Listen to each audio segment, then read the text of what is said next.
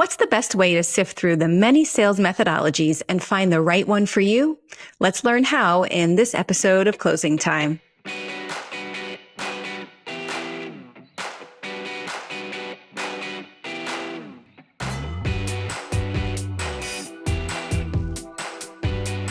Thanks for tuning into Closing Time, the show for go-to-market leaders. I'm Val Riley, VP of Marketing for Unbounce and Insightly. Today, I'm welcoming back Sales Coach Jeff Bajorek. Hey, Jeff. Great to be back, Val. Good to see you again. Awesome. In your last episode of Closing Time, you shared your perspective on the various sales methodologies in the marketplace. We went over Miller-Heiman, Sandler, and others. Today, I'd like to shift gears and talk through some common threads in each of those. Sure. Like I said in our last episode, right at the tail end there's a lot of overlap between these. And I think arguing right or wrong is really kind of a fool's errand, so to speak. Any methodology you pick is going to get more right than it gets, quote unquote wrong, right? So I would advise anybody who's interested in picking one to read about them all. Every single one of these has a book or three written about them, and you can learn the ins and outs. You can identify what sounds good, what you really hate about some of these things. Also recognize that some of the older ones, maybe some of the tactics in those methodologies rather, maybe they're not quite so current anymore. I would advise people to not throw the baby out with the bathwater and just recognize what the point is. Think about what these methodologies or these schools of thought are trying to get you to do at a macro level. What's the big principle at work there? And think about what these teachings are trying to offer you rather than getting stuck in some of the details, because as time moves on, we all change. Yeah, that's so true. Even as we were talking about them during our last episode, I do feel like a lot of the underlying principles were there, maybe just different formats or different approaches to those same underlying principles that feels like there's, agreement, maybe 90% across the board of what those principles are for all salespeople. Absolutely. And, when we think about Challenger, for instance, not everybody's going to be comfortable bringing insights. And quite frankly, not every product or solution that's out there requires insights in order to be sold. If you sell something more transactional, it could literally be a feature benefit outcome kind of close. So maybe Challenger isn't the method for you. That doesn't make it bad. It just means it's not the one for what you're selling right now. So just understand what you're trying to do, then figure out the best way to get the ball across the goal line, so to speak. Gotcha. So let's say you're new to the sales profession. What steps would you advise a young seller to take in terms of maybe embracing a methodology? I would advise any young seller you don't have to be young. I was kind of young when I got started, but you don't even have to be young to start selling. I would advise people to, number one, be a sponge. I would advise you to talk to your best customers. I would advise you to talk to customers in your territory that you just took over that may have lost, or you may have lost their business. Maybe they left you for a competitor. I would advise you to talk to your senior colleagues and try to glean from them any insight that you can. And I would advise you to read some of those books. And if we're talking just about sales methodologies, then go pick up the most recent edition of David Sandler's, you can't teach a kid to ride a bike at a seminar. And I think the new kind of head of Sandler sales, I believe he wrote a book. I apologize, I don't recall his name or the title of that book, but if you Google Sandler selling book, you'll find it, right? Go read the book, right? Go read Strategic Selling by Miller-Heiman. Go read the Challenger sale, read the Challenger customer. There are a lot of these resources out there.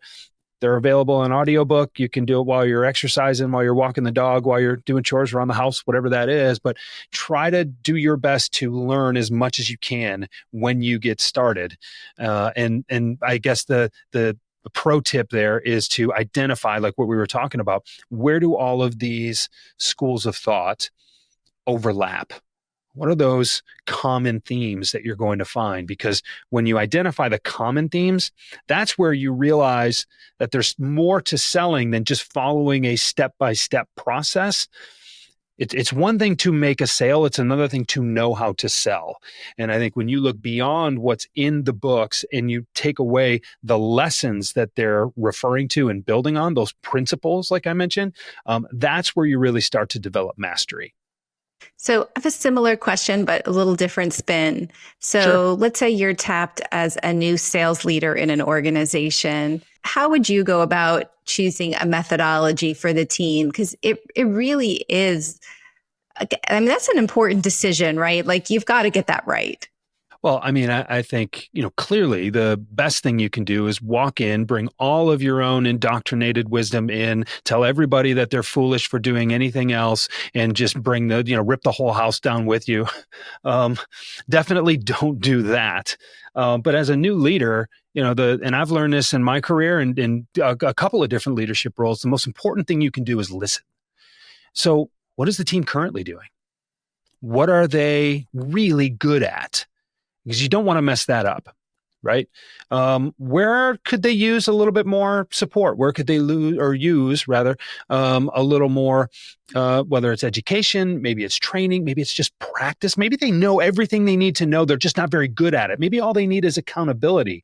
I guess the first thing I would ask, Val, is do they need a new methodology at all? Mm-hmm. Right? Or do you as the leader just need to understand where they're good and where they're lacking and how to balance those a little bit more, right? I mean, we're taught to lean into our strengths more than try to, overcome our weaknesses, although your weaknesses probably need to be remediated a little bit if you're going to be very effective.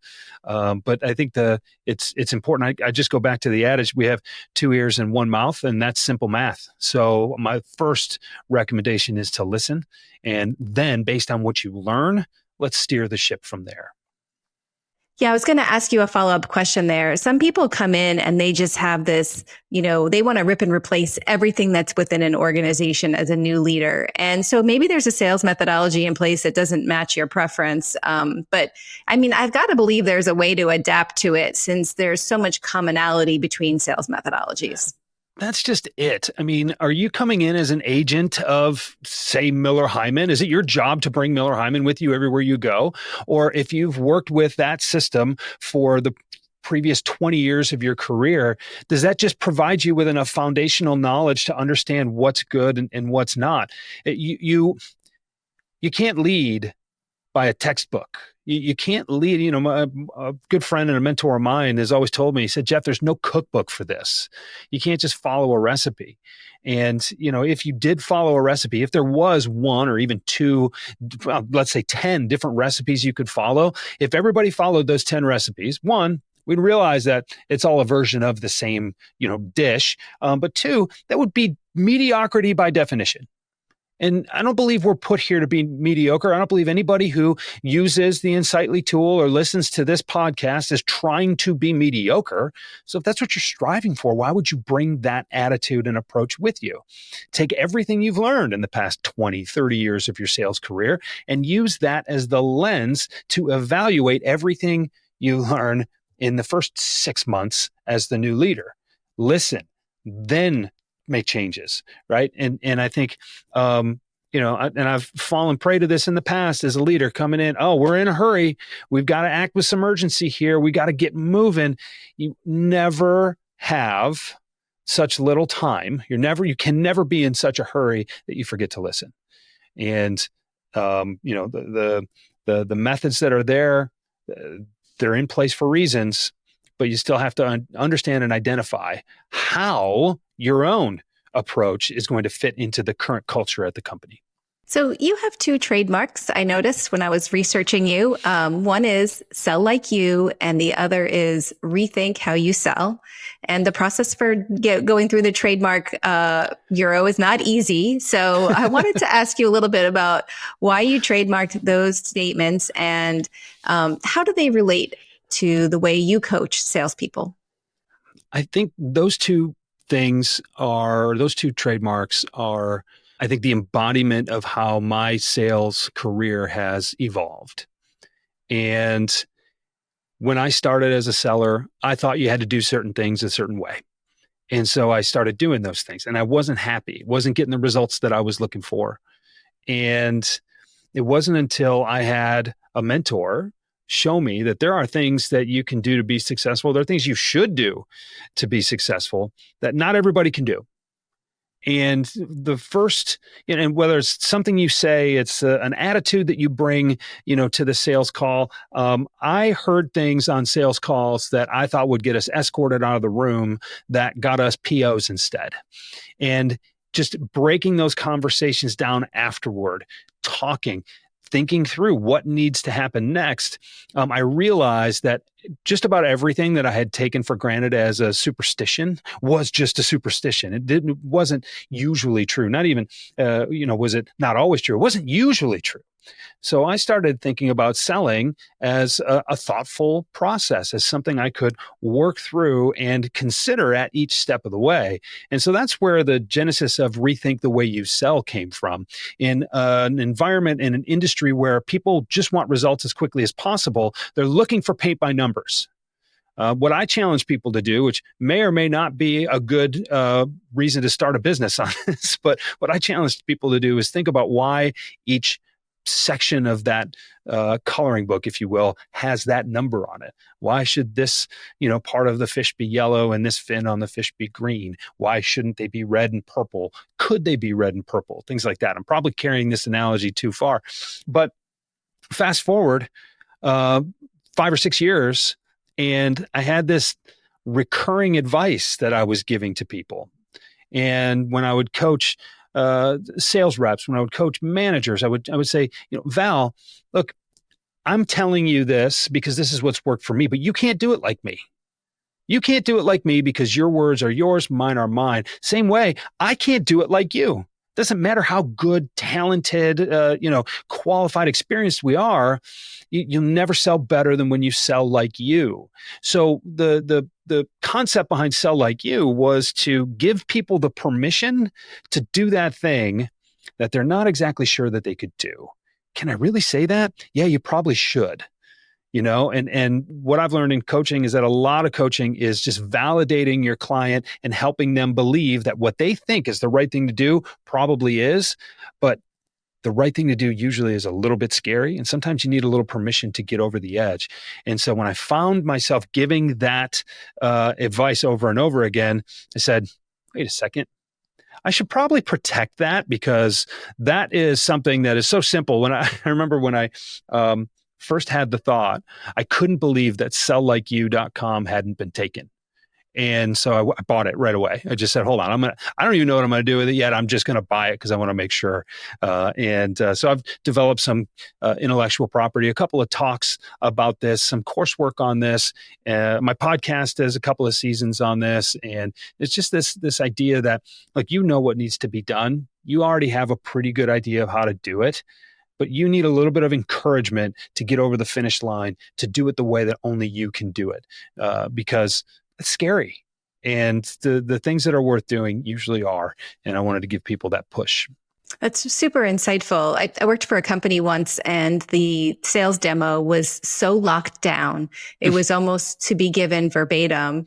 And the company had success, but it wasn't until a sales leader came in and said, hey, it's okay to take these guardrails off a little bit and bring some of you to each of these calls. And we really saw a dramatic improvement in the getting the next call and the close rate when the salespeople were able to kind of bring their whole selves to the demo instead of just being these robots reading a script.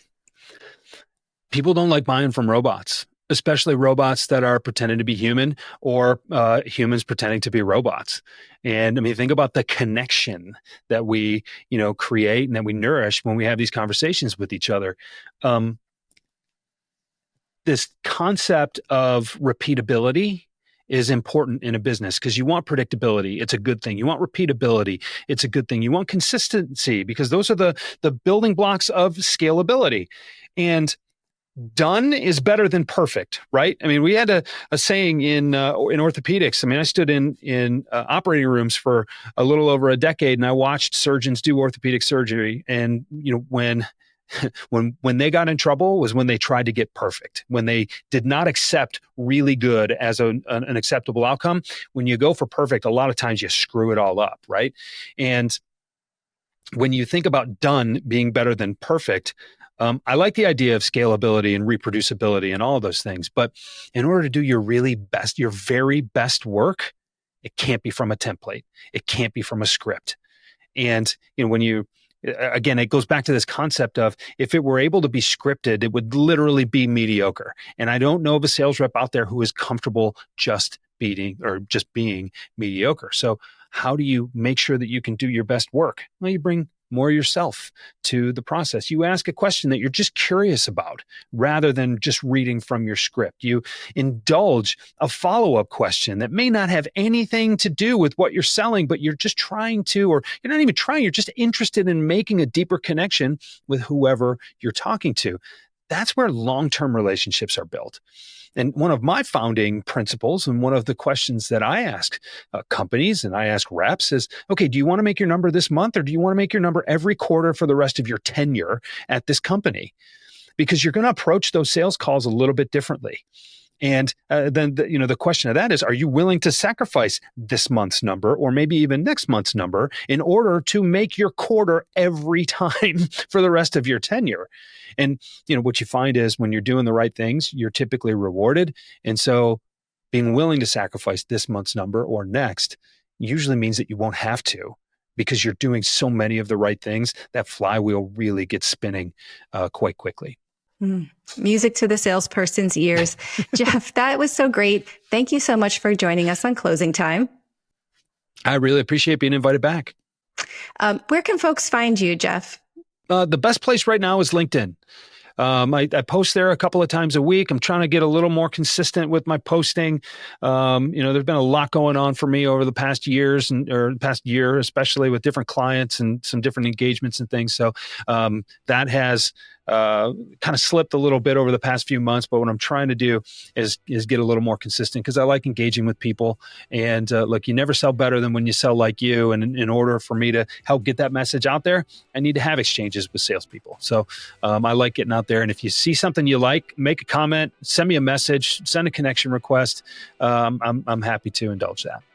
That sounds great. Thanks to all of you for tuning into Closing Time. If you'd like to stay up on all the new episodes, subscribe to the Closing Time newsletter using the link in the description below. We will see you next week.